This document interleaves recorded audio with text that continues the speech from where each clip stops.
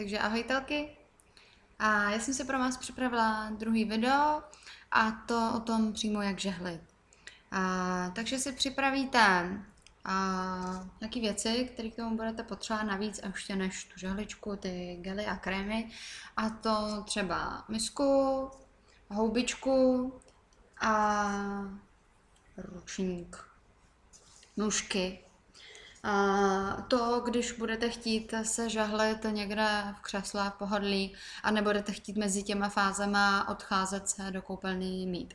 Jinak samozřejmě můžete vždycky vyžehlit jednu fázi, odejít do koupelny, tam ten obličej opláchnout, i ten nástavec a pak se zase vrátit.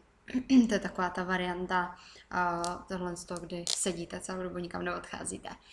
Tak, chcete ty vlasy samozřejmě zase stáhnout, nějakou čelenkou nejlépe, tahle třeba se dá objednat taky od Nuskinu, aby vám ty vlasy opravdu nalezly do obličeje, nemotaly se vám tam. Jako první určitě vyčistit ten obličej a to dobře vyčistit. A proto to chce mít určitě ty přípravky od Nuskinu, protože oni přímo ten obličej připravou na to žehlení. A nejlepší na to je ta Cleanse and Tone pěna. Ona se jenom nadávkuje na ruku, rozmaže se jednoduše po obličeji, ona je aktivní, takže 2 minutky počkáte a právě tuhle s tou hubičkou a vodou smyjete a hotovo. Trvá to opravdu 2 minutky. Já už mám v tuhle chvíli v obličeji vyčištěný, takže můžeme jít rovnou na tu první fázi žehlení. Takže si vezmete gely, a jako první si z krabičky vyndáte průhlednej, vezmete si nůžky a odstřihnete opravdu jenom ten úplně malinký kousíček na začátku. Protože budete ty gely potom vždycky zatavovat, zavírat, abyste mohli použít znova. Nejlíp zapalovačem, zkrátka. A potom takhle to prstama zamáčknout, je to silikon, takže se to prostě zavře úplně jednoduše. Takže ustřihnete kousíček, aby se to jenom otevřelo.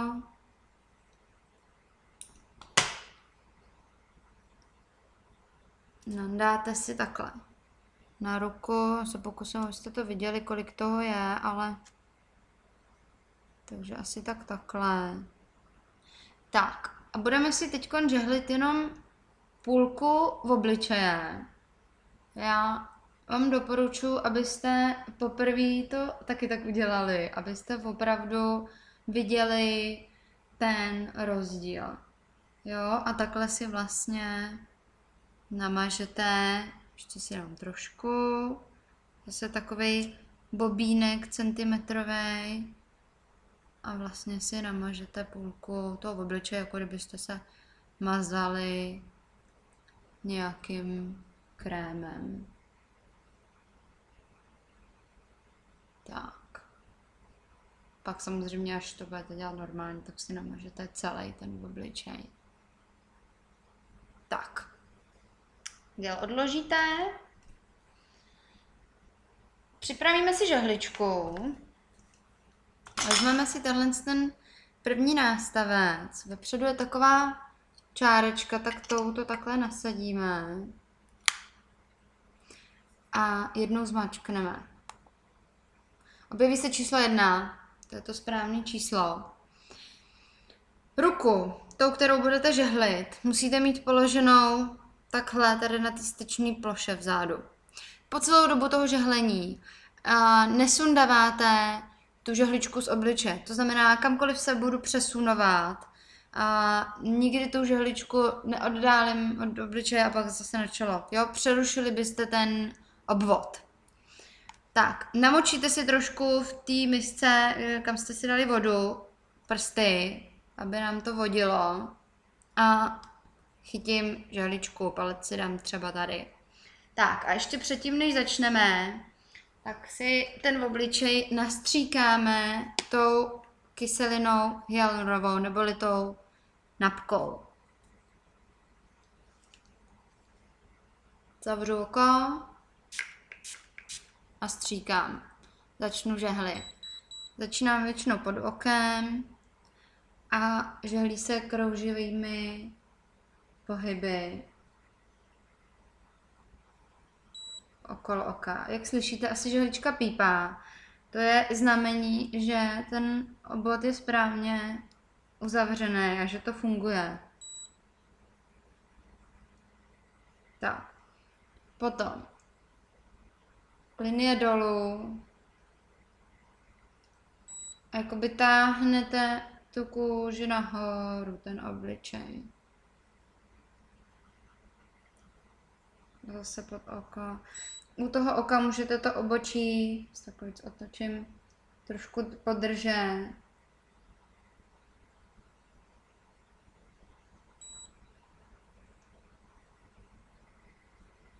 U pusy podržíte tuhle linku. Nos, pusa.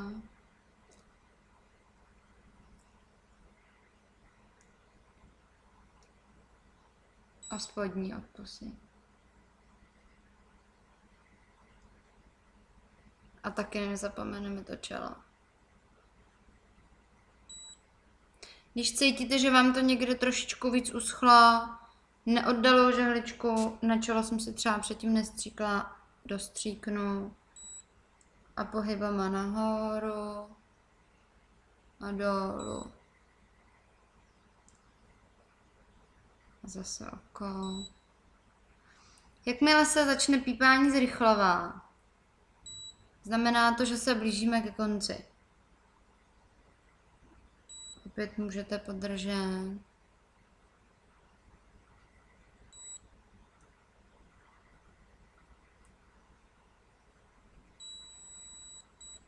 Tak, a tohle dlouhý zapípání znamená konec. Přemačkáte na zhasnutí, odložíte si žehličku, vezmete si houbičku a obličej vyčistíte.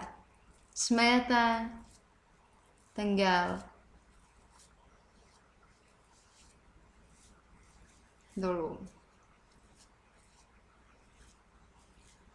Stejně tak musíte vyčistit i ten nástavec. To znamená, zmáčknete na zadní straně ty žehličky tuhle plošku, v tu chvíli on se uvolní a stejně tak tou houbičkou tuhle plochu umyjete, aby i mezi těma zářezama se ten gel odstranil. Tak, můžeme pokračovat. Opět nasadíte na žehličku a vezmeme si gel číslo 2, modrý. Opět ustřihnete špičku malou, jenom aby se nám vytvořila dírka. A zmáčknete a zase namažete se jakoby krémem. Všude na obličeji. Na čele. Pod okem.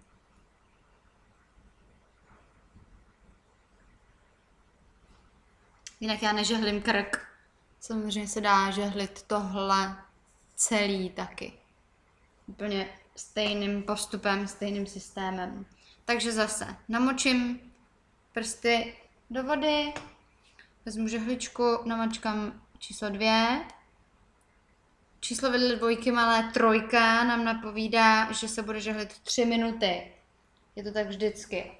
A opět napka, nastříkám, přiložím, pípne, znamená to, že se nám spojilo a žehlím. Opět ty samé pohyby. Pod okem.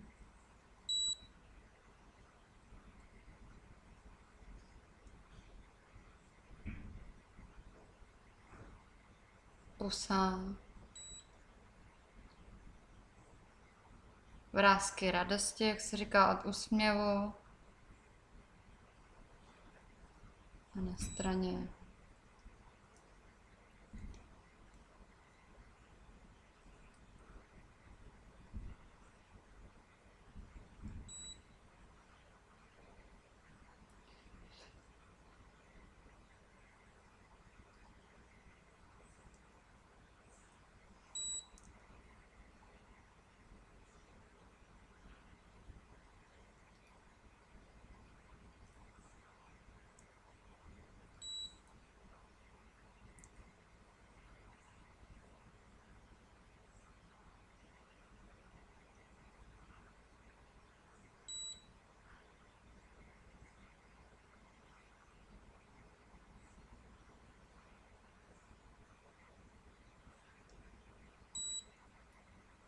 čelo. Na čelo jsme si nestříkli.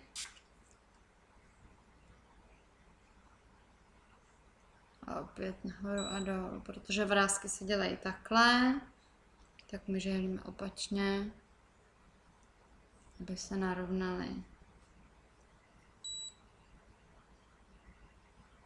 Nemusíte žehlit rychle, klidně pomalu.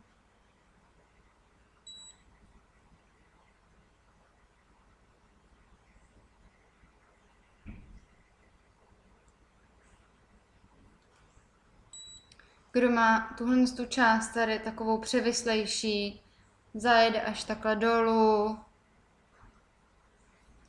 klidně.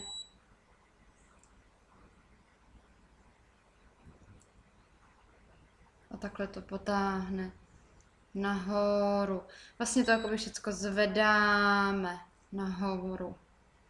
Do té původní podoby.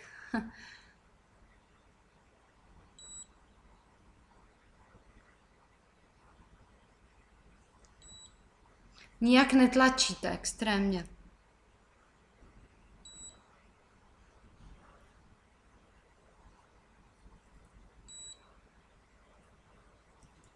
Zase si přistříknu, když cítím, že už to je suší.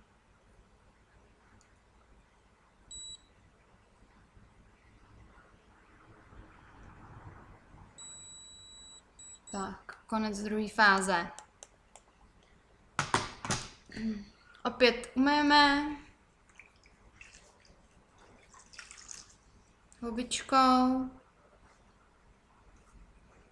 přebývající gel.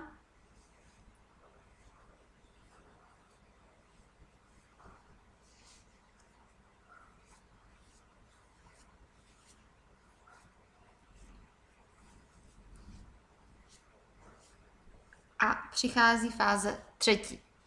Fáze třetí je kolagenový krém.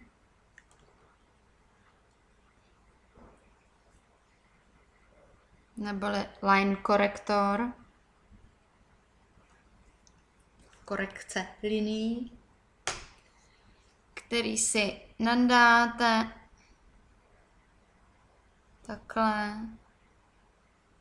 Přesně tam, kde máte ty vrásky. Jo, pod oko a takhle do toho koutku.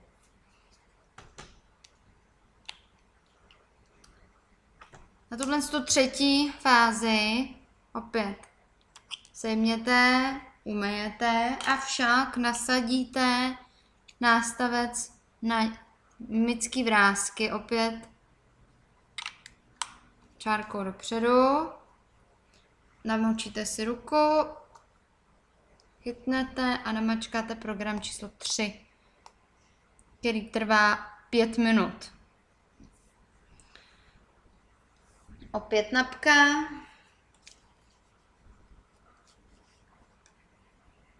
Začneme třeba na čele. Spojím a žehlím. A nepípá nám, takže víme, že se nám to nespojilo. Ještě jednou. Tak, už. Jo, podle toho vždycky poznáte, že to funguje. A tenhle ten kolagenový krém se dá používat i vlastně bez zažehlování. Ale s tím zažehlováním samozřejmě má daleko větší účinek. A zažehlujete to, jako kdybyste si to prstama vmasírovávali dovnitř. Si tady takhle tomu zrcátko, abych se trošku líp viděla.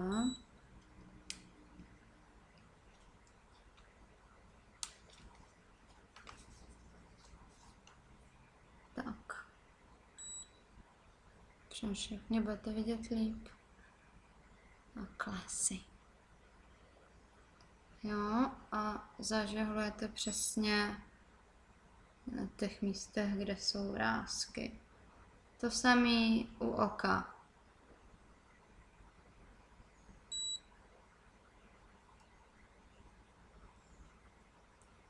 Jako kdybyste si to tam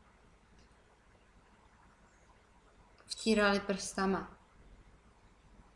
A to samé tady, ale přistříkneme si zasávku. Tak.